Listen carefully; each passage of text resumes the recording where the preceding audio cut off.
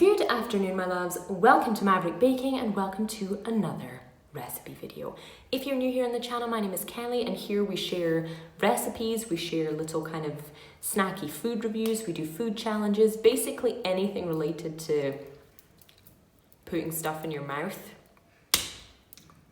This is it, you don't need to go anywhere else. The recipe I'm going to be sharing with you today is not only a simple and tasty one, but it's somewhat of a hybrid of two things. On one side, the classic American style soft and chewy chocolate chip cookie, and on the other, the classic, subtle and somewhat sophisticated, yet ever so welcome in any tea time situation, the British coffee and walnut cake. These coffee and walnut chocolate chip cookies combine both of those treats together seamlessly and are perfect for breakfast, for snacking, for dessert, for a meal if you're having one of those days, to be honest. You can make these as strong or subtle as you like. As long as you have a little bit of patience for chilling that dough before baking, you'll have an absolute cracker of a recipe on your hands with this one. Let's get into it.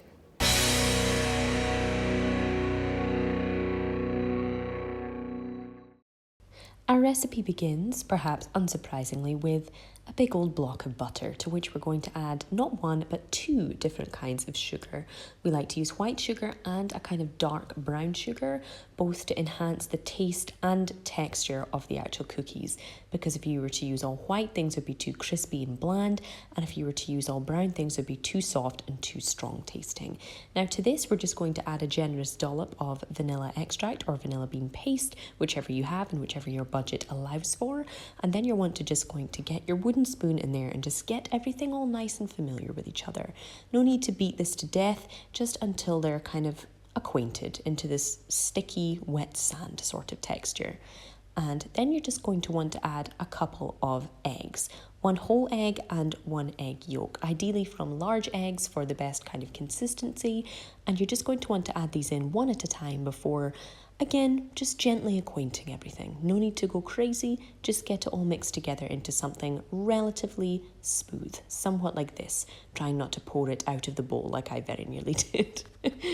And then you're just going to want to separate the white of your remaining egg from the yolk, adding the yolk in and mixing it until smooth, and feel free to save the white for an omelette or even a meringue. But just before we add the all-important coffee to these cookies, let me introduce you to the people behind today's video, Coffee Friend. They kindly gifted me some of their coffee from their website, which is chocked full of all of the supplies and coffee you could ever need to make your coffee wherever and however you like it.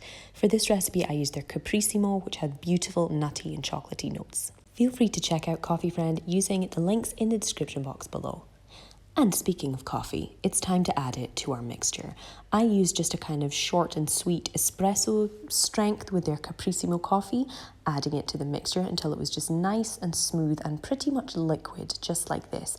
Don't worry if there's some little lumps or anything in there, everything will be fine once we add those dry ingredients. With which we start with flour. Somewhat a lot, I understand, but trust me, this is what makes that beautiful, thick and fluffy cookie dough center.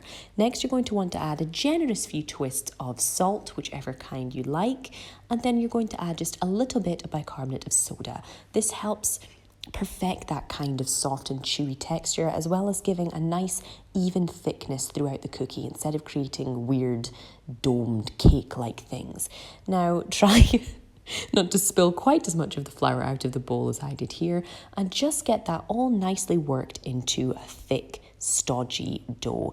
Don't worry about beating this too much. If anything, beating is not a problem, though try not to drip it on the counter as much as I did.